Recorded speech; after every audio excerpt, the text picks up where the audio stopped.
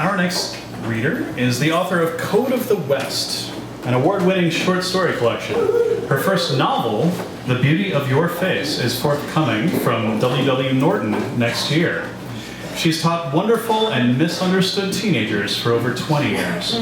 Please give a warm welcome to Sahar Mustafah.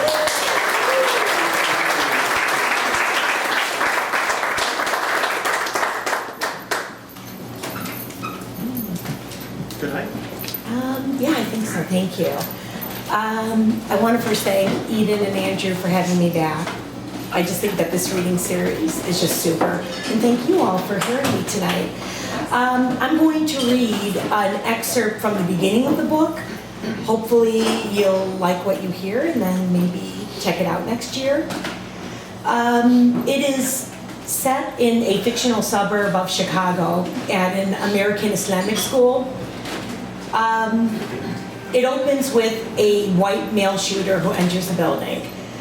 I can see why you guys strategically put me before the intermission, by the way. That's not a it's not graphic. And there are 2 points of view. One is the principal, Afaf Rahman, who first hears the gunshots, and she thinks that they're firecrackers because they are just constantly harassed at this school, and then realizes it's the other awful reality. I'm going to read the part where the shooter enters the building.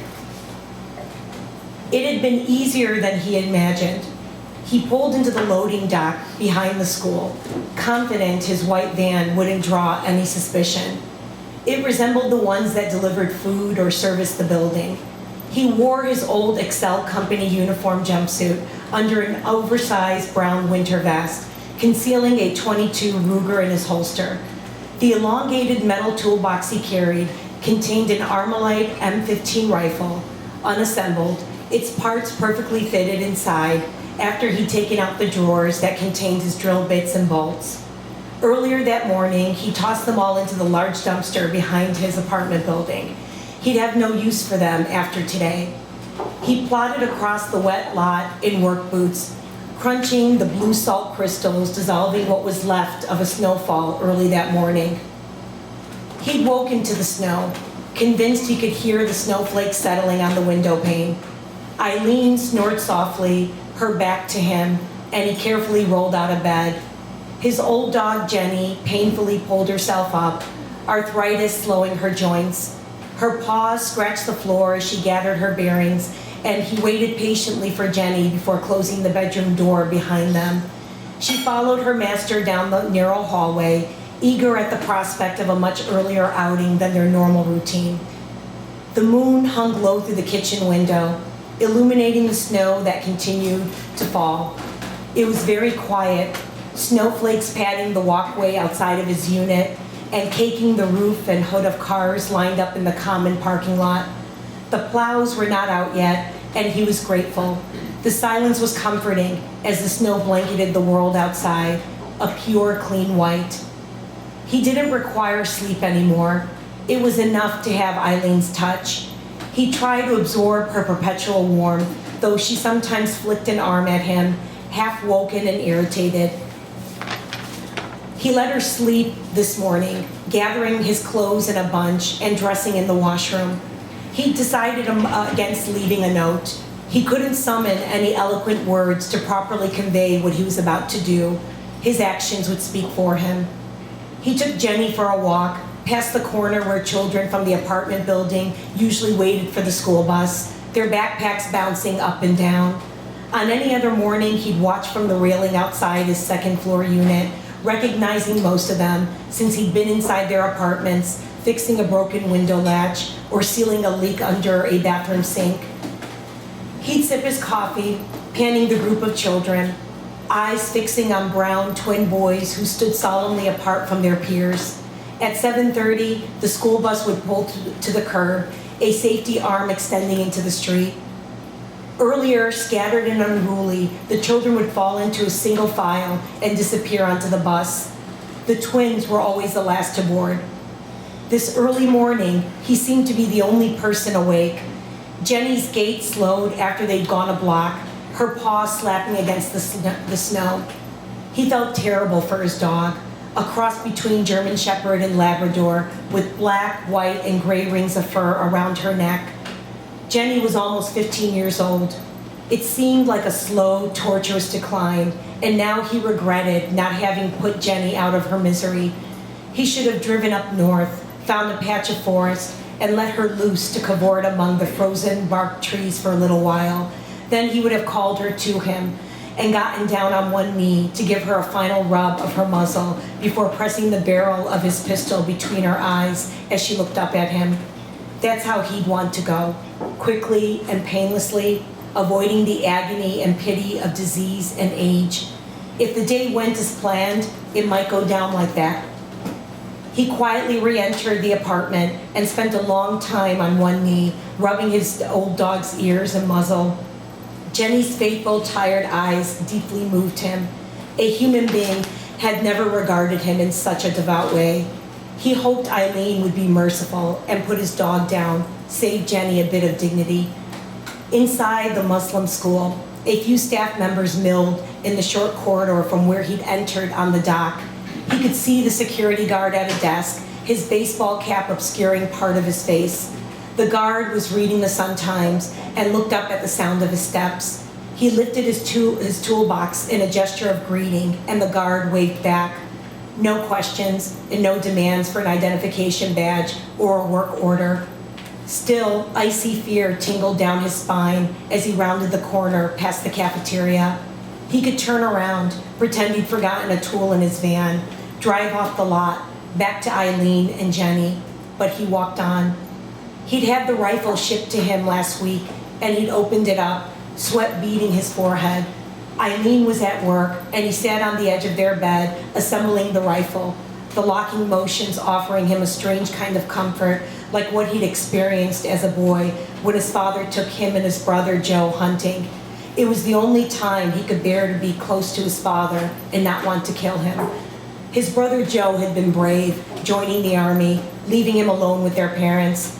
He'd started sleeping in Joe's room, burying his face in his brother's pillow, trying to muffle the low and deadly voice of his father through the vent, his mother's whimpers of pain.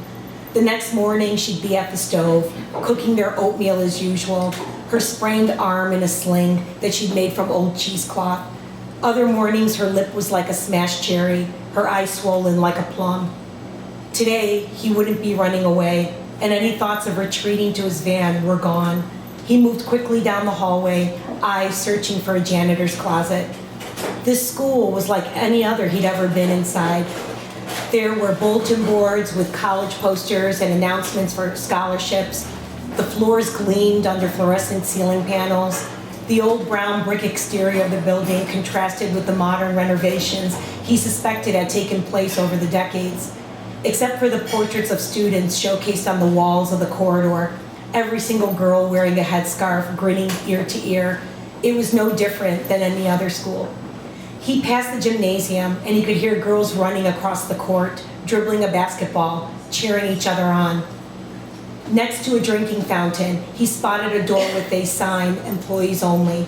He was about to enter when the gymnasium door suddenly pushed open. A panting girl came out. She wore track pants and a long-sleeve jersey with Nuruddin School printed across her flat chest, damp circles under her arms. He couldn't tell if her white scarf was wet, though her face glistened with sweat.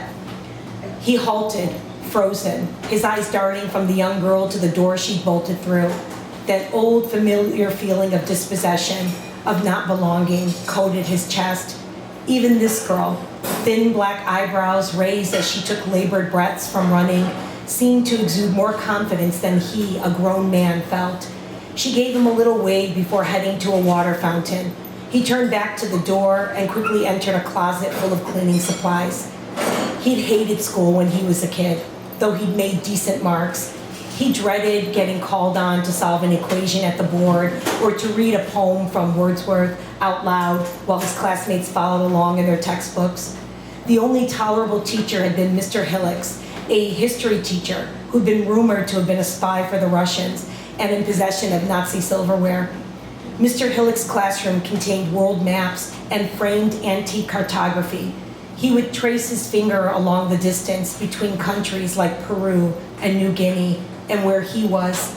Maps made him seem closer to places he couldn't pronounce.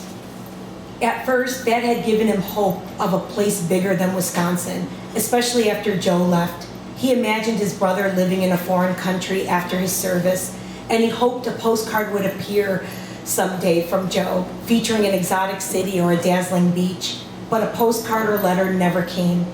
Perhaps Joe had needed time to forget what he'd left behind in Vietnam. One day, government papers arrived proclaiming that Joe had been honorably discharged. His mother held the papers, looking them over and over, though she could not read English. She traced the official seal with her fingertips. He'd wanted to run away too, to escape his mother's misery and his own intense loneliness.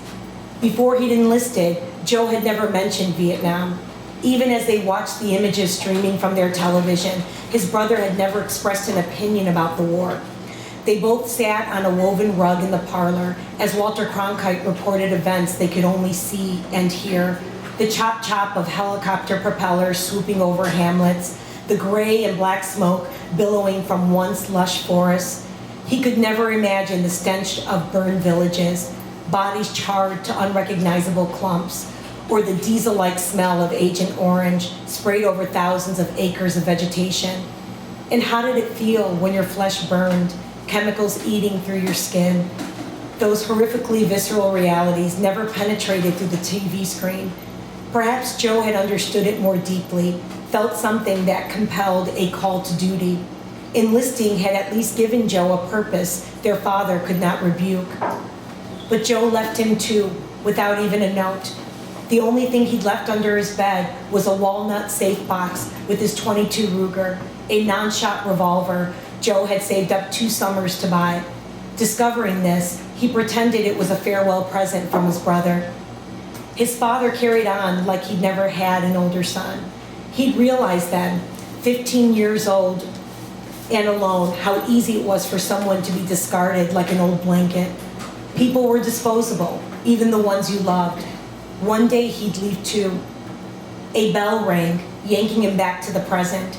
He could hear girls laughing and talking outside the door, a mixture of English and Arabic.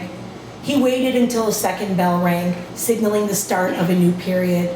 He slapped in a magazine of bullets, stowing additional ammo in his vest pockets. He closed the toolbox and placed it on a shelf near a stack of toilet paper, removed his vest. He touched the revolver in his holster and stepped outside of the closet, the rifle close to his side. The school hallway was empty. He passed a wall mural with blue and green geometric tiles, then came to a stairwell where music drifted down to him and climbed the stairs. He could have started in the cafeteria, but the faint sound of a chorus pulled him in another direction. His movement slowed as he followed the singing voices.